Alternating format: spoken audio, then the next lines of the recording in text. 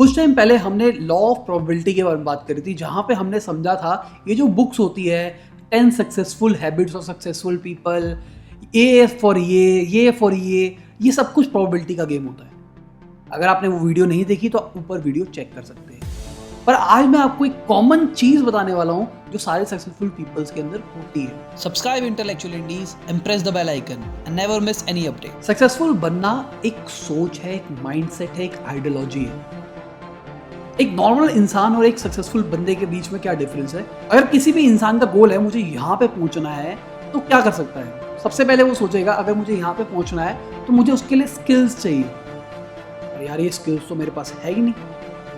अगर वो अनसक्सेसफुल बनना चाहेगा तो वो क्या कहेगा, मेरे पास है नहीं, मैं नहीं कर सकता, मैं छोड़ दूंगा।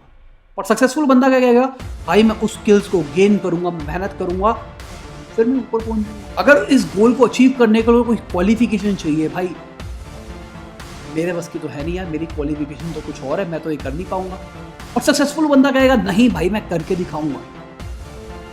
अगर ये चीज अनअचीवेबल लगती है, भाई पूरी दुनिया के अंदर ये आज तक कोई नहीं कर पाया, कोई नहीं कर पाया, मैं भी नहीं कर पाऊंगा, उसमें क्या है। और सक्सेसफुल बंदा कहेगा कोई नहीं कर पाया, मैं करके दिखाऊंगा। तो घुमा फिरा के बात एक ही है भाई, जो हमारा माइंडसेट होता है ना, वही हमें एक बेहतर इंसान बनाता है, वही हमको सक्सेस की तरफ लेके जाता है, वही हमको अपने सारे के सारे गोल अचीव करने में हेल्प करता है।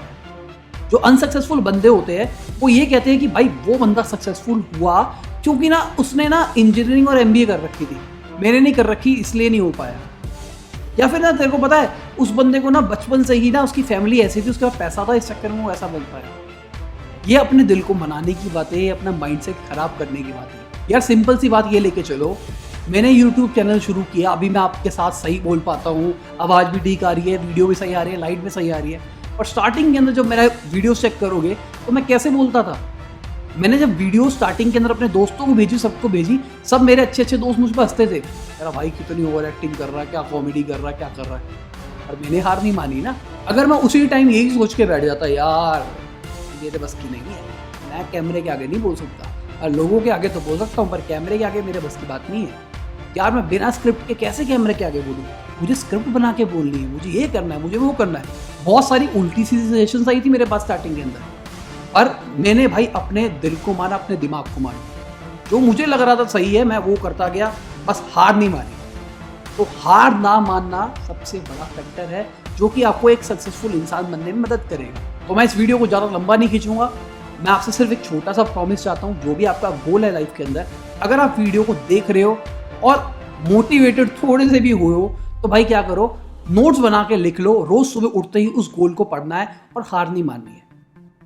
आपका गोल चाहे कुछ भी हो, आपका गोल हो कि भाई मुझे 1 करोड़ रुपए दिन का कमाना है, तो वो 1 करोड़ रुपए दिन का कमाना है, आपको लिख के रखना है और रोज उसको पढ़ना, बात खत्म। रोज सुबह उठते ही अगर उसको पढ़ोगे, दोपहर में 12 बजे पढ़ोगे, शाम को 4 बजे पढ़ोगे, रात को 8 बजे पढ़ोगे, दिन में 4, 5, 6 बार पढ़ोगे, भाई अपने आप ही आपका माइंडसेट चेंज होने लग जाएगा। अपने आप आपको लगने लगेगा यार ये गोल मैं अचीव कर सकता हूँ, यस आई कैन।